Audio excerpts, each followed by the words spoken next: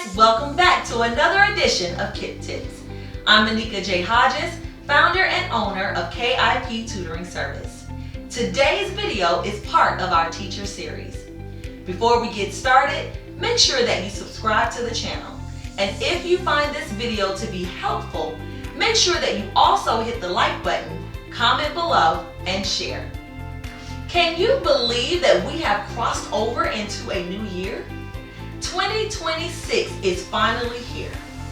And what better way to start off the semester than by conducting student data talks? What exactly is a student data talk? Well, it is just another way of saying goal setting. It's an opportunity for our students to look back over the previous semester and their performance. How did they do? How did they end the semester? And for them to think about how they want to end this semester. What do they want to accomplish and achieve academically? So today we are going to go over KIP tips for student data talks. Let's get started. KIP tip number 1, determine the most appropriate data to discuss. For elementary school students, you may want to limit the data talk to just math and reading. Some data that you may want to go over or review with your students could include sight word recognition, letter and sound recognition, math fact fluency, and for your older elementary school students, you may also want to include unit assessment scores. For our middle school students, you may want to conduct a student data talk in each of your academic classes. And some of the data that you may want to include to review may be unit assessment scores, state and district assessment scores, NTIs, which stands for not turned in work, as well as attendance. For our high school students, some data that you may want them to review includes their GPA, of course, as well as their transcript of their grades from previous classes, and also their attendance records. How often were they absent, as well as how often they were tardy. The data that you choose to review with your students should be data that they can work on improving if necessary. KIP tip number 2, set measurable goals. Here is where reviewing that previous data will now impact and play a part in what goals your students set. It's important that we tell our students, or that we let our students know that they have to make sure that their goals are attainable. I've had students in the past who, let's just say they had a 50, right, on their unit assessment. And then they set a goal for the next assessment to score 100. I mean, you could set that goal, but is it reasonable? Is it attainable? Especially if that next unit assessment was only going to be 3 weeks away. So you want to make sure that we help them to understand that whatever goal that they set for themselves, that it needs to be reasonable and it needs to be attainable. They also need to understand that when you set a goal, you have to understand that you have to work towards that goal. You have to set objectives in order to reach that goal. What are you going to do to get there? And then last but not least, KIP tip number 3, conduct periodic progress checks.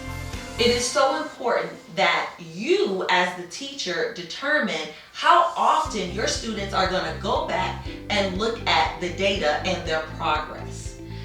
I used to conduct my student data talks at the end of each quarter. And so what I would have my students do, and by the way, I was a former special education 8th grade language arts teacher. So I had my students throughout the entire year. I know for some high school students, they may attend a school that is on a block schedule where they change courses every semester. So for you, you may want to conduct your progress checks at the end of each quarter. So for me, I would have my students complete this form. And at the top was their data. So on here, I'm in the state of Georgia, and so our state assessment is called the Georgia Milestones Assessment. And so I would have on here their Georgia Milestone score from the previous year. And then I also would have on here a goal that they could set of what they wanted to make on the assessment for the current school year. I also included in this chart what their current grade was in the class, and then they could set a goal for what they wanted their grade to be at our next check. I also included on here common assessment scores, and they also could set a goal for what they wanted to score, how they wanted to perform on their next assessment. And then below, I had data talk questions that I wanted them to think about and answer for themselves. This is what I would hold them accountable to. So question number 1 was, what are your thoughts about your current data? So after we review the information in the chart, I wanted them to think about it, and I wanted them to answer how did they feel about it? And I wanted them to expound on that question. Then question number 2 was, what are you doing that is working well? I wanted them to really think about what were they intentionally doing, what habits do they have that was working well for them, if they were satisfied with their scores above. Question number 3 was, what are you doing that isn't working well? At the same time, I also wanted them to think about what habits do you have that just isn't working for you. Are you coming to school late? Are you missing class? Are you going to bed late, which is causing you to be tired, and then you're not your best self when you're in class?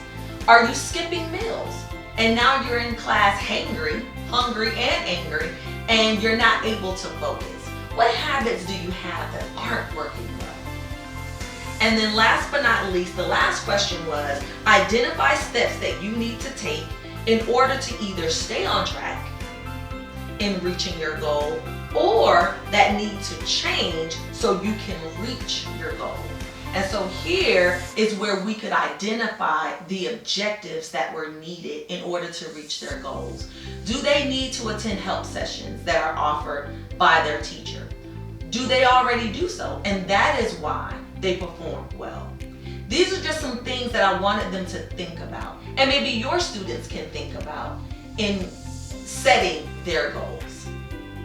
For our elementary school students, and I did teach elementary school a long time ago, and we also conducted student data talks that were on their level. I taught first grade and I also taught fourth grade. And so ours wasn't as sophisticated as this was.